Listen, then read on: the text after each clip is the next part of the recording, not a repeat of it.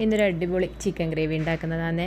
ഇതെന്ന് പറഞ്ഞാൽ ഷെഫ് പിള്ളയുടെ ഒരു ചിക്കൻ ഗ്രേവി റെസിപ്പി കണ്ടിട്ട് അതിൽ നിന്നിട്ടൊരു ഇൻസ്പിറേഷനിലാക്കുന്നതാണ്, ഒരു വെറൈറ്റി ആയിട്ടുള്ളത്. അപ്പോൾ ചിക്കനിലോട്ട് ആദ്യം പെപ്പർ പൗഡറും നമ്മുടെ ടർമറിക് പൗഡറും പിന്നെ സോൾട്ടും കുറച്ച് ചില്ലി പൗഡറും കൂടെ ഒന്ന് മിക്സ് ചെയ്ത് മാരിനേറ്റ് ചെയ്ത് ആദ്യം കുറച്ച് സമയം വെച്ചു. അപ്പോൾ അതിൻ്റെ ആ ഒരു വീഡിയോ കാണുമ്പോഴത്തേക്ക് നമ്മൾ ആ ഒരു ചിക്കൻ ഗ്രേവിയുടെ കാണുമ്പോഴേക്ക് തന്നെ നമുക്കത് ഉണ്ടാക്കി നോക്കാൻ തോന്നും. ഒരു മസ്റ്റ് ട്രൈ ആണിത്.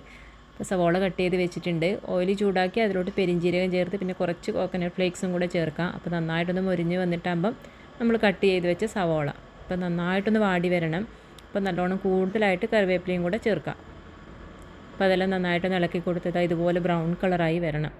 അപ്പോഴത്തേക്ക് നമ്മൾ കട്ട് ചെയ്ത് വെച്ച ഇഞ്ചി, വെളുത്തുള്ളി, പച്ചമുളക് അപ്പോൾ അത് നന്നായിട്ട് ഇളക്കി കൊടുക്കാം. നല്ല റോസ്റ്റായിട്ട് വരണം.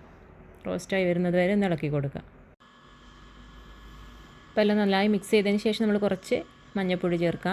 അതുപോലെ തന്നെ എരിവിൻ്റെ മുളക് പൊടിയും പിന്നെ കളറിന് വേണ്ടിയിട്ട് കാശ്മീരി മുളക് പൊടിയും എല്ലാം കൂടെ ചേർക്കുക. പിന്നെ നമ്മുടെ മല്ലിപ്പൊടിയും പിന്നെ കുരുമുളക് പൊടിയും. അപ്പോൾ ഇതൊക്കെ ചേർത്തിട്ട് നന്നായിട്ട് അതിൻ്റെ ഒരു പച്ചമണം മാറുന്നത് വരെ നമുക്കതൊന്ന് ഇളക്കി കൊടുക്കാം. ആ പച്ചമണം മാറുന്നത് വരെ ഇളക്കി കൊടുത്തതിന് ശേഷം നമുക്ക് എന്ത് ചെയ്യുക, നേരത്തെ മാരിനേറ്റ് ചെയ്ത് വെച്ച ചിക്കൻ ഉണ്ടല്ലോ അത് ഇതിലോട്ട് ചേർത്തിട്ട് നന്നായിട്ടൊന്ന് ഇളക്കി കൊടുക്കുക. ഫുള്ളെല്ലാം നന്നായിട്ടൊന്ന് മിക്സ് ചെയ്യുന്നത് വരെ ഇളക്കി കൊടുത്തതിന് ശേഷം ചെറിയ ഫ്ലെയിമിൽ നമുക്ക് അടച്ച് വെച്ചിട്ട് ഒന്ന് കുക്ക് ചെയ്തെടുക്കാം.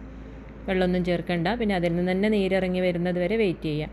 പിന്നെ അതിന് ഗരം മസാല തയ്യാറാക്കാൻ കുറച്ച് പെരിഞ്ചീരകം, ഏലക്ക, ഗ്രാമ്പൂ, പട്ട, അതുപോലെ നമ്മുടെ സ്റ്റാർ അതൊക്കെ ഒന്ന് റോസ്റ്റ് ചെയ്ത് പൊടിച്ചെടുക്കാം. അപ്പോൾ നമ്മുടെ ചിക്കനൊക്കെ ഇതാ നല്ലോണം നീരിറങ്ങി വെന്ത് വന്നിട്ടുണ്ട് നന്നായിട്ട്. അപ്പോൾ ഒരു 3-4 തക്കാളി, ഒരു വലിയ 3 തക്കാളി കട്ട് ചെയ്തത് ചേർത്തു. കുറച്ച് ചൂടുവെള്ളം.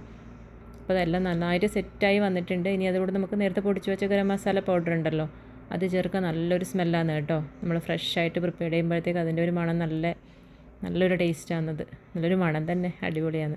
പിന്നെ നമുക്ക് കുറച്ച് കറിവേപ്പിലയും കൂടെ ചേർക്കാം. അപ്പോൾ നമ്മുടെ കറി ഇവിടെ റെഡിയായി വന്നിട്ടുണ്ട്. നമുക്കത് ഫ്ലെയിം ഓഫ് ചെയ്യാം.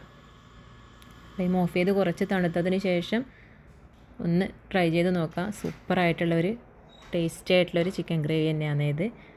ചപ്പാത്തിയുടെ കൂടെയും എല്ലാം കഴിക്കാൻ പറ്റിയൊരു സൂപ്പറായിട്ടുള്ള ടേസ്റ്റി ആയിട്ടുള്ളൊരു ഗ്രേവി.